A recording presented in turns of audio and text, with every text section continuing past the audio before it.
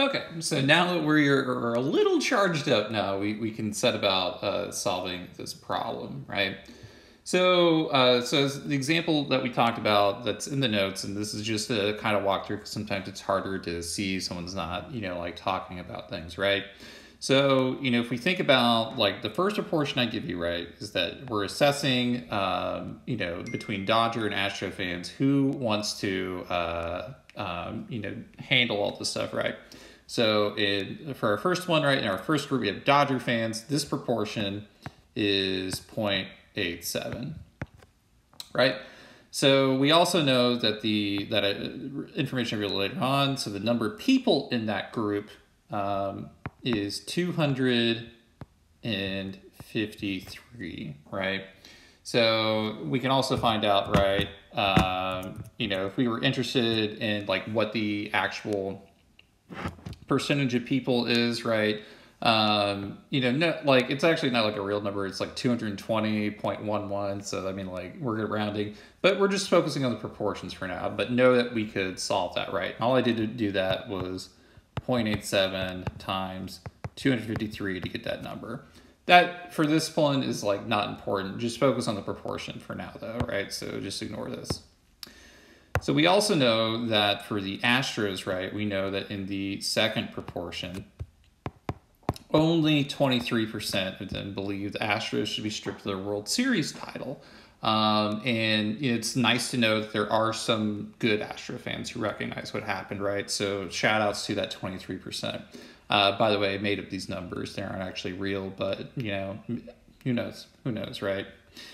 And then in the second group, when we calculated it, right, we know based off the information that we had that there were 347 total people in the group, right? This is not number of people who said, yes, they should be stripped. This is just how many people are inside this Astros fan group, right? So the first thing that we got to do, right, is basic simple math, right? Hopefully you guys have ever heard of, subtraction. Hopefully at this point you have. If you haven't heard of subtraction, you've made it this far in life, you're amazing. I really have no idea what to tell you. That blows my mind. Congratulations, you fooled the world. You fooled the world, right? So the first thing we end up doing there is that we want to find out this difference, right? So we find out the difference between the groups, right, is 0.87 minus 0.23. And if we evaluate this, right, we get 0.64, right? Boom, first problem done. Who knew that stats could be so easy? Who knew? A little more tricky, though, is that we got to find out the standard error then, right? So it's into this expression of uncertainty. So we got to find the standard error, and it gets a little more wonky, but this should look familiar, right? So what we're saying first is that in order to do this right, we need to take the probability from the first group, multiply it by its inverse, so the percentage that did not have it, divide it by the number of people in that group.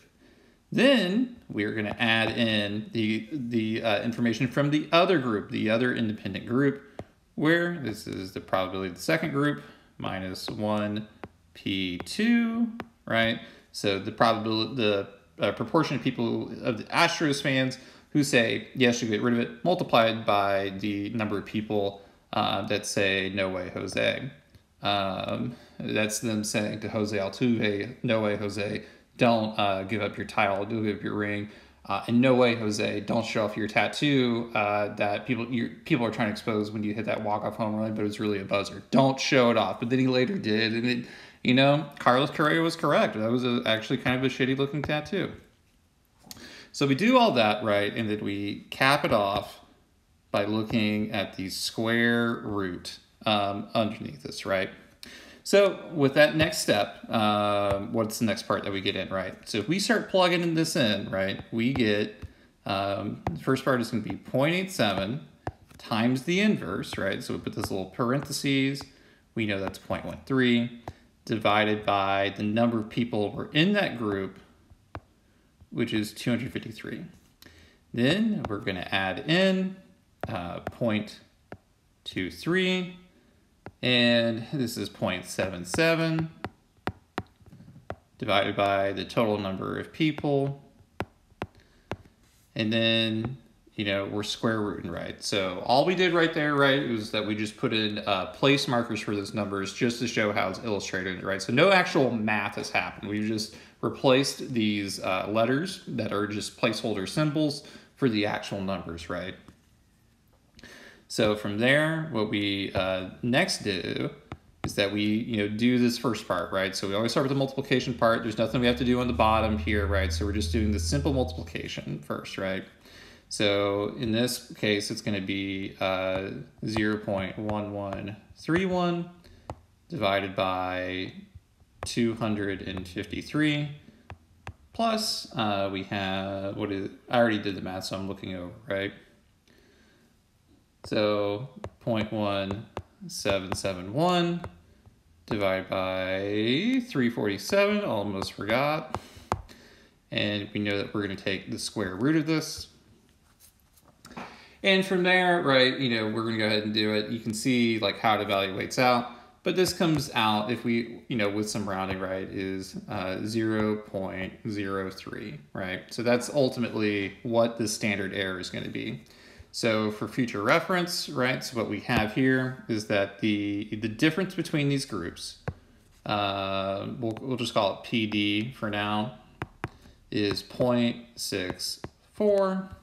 And the standard error based off of here is 0.03. Now, we can do this to get like a z-score out of this, right? Where ultimately what we end up doing, right, is dividing by 0.64 divided by 0.03. This is a formula that should look very familiar, right? But, we just put this placeholder. If we put this in, we know this z-score equals 21.333 going off forever.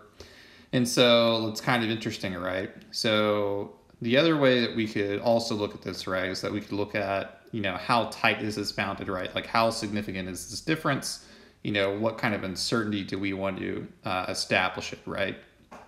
The uncertainty comes from like the distribution of answers that lead to this mean, so looking at these mean differences. But that's neither here nor there for now. So this should be look very familiar again. So if we decided we wanted to slap a confidence interval around this, right? So 95% one, we look at that z critical value, and that is 1.96.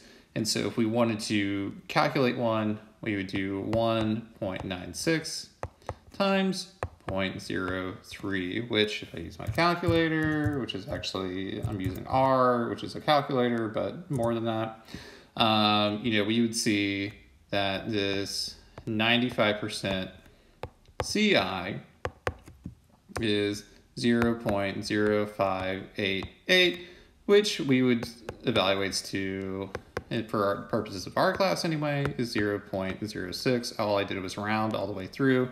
And note that, remember that the confidence intervals go up and down, so it's plus or minus, right? So if we think about like what we ended up doing, right? So what was the key term, right? So if we looked at the probability of differences, right? We found out that the estimated difference in proportions, right? So the difference between the groups who believe the Astros should forfeit their World Series trophy is 0.64, give or take, so above and below 0.6 right there.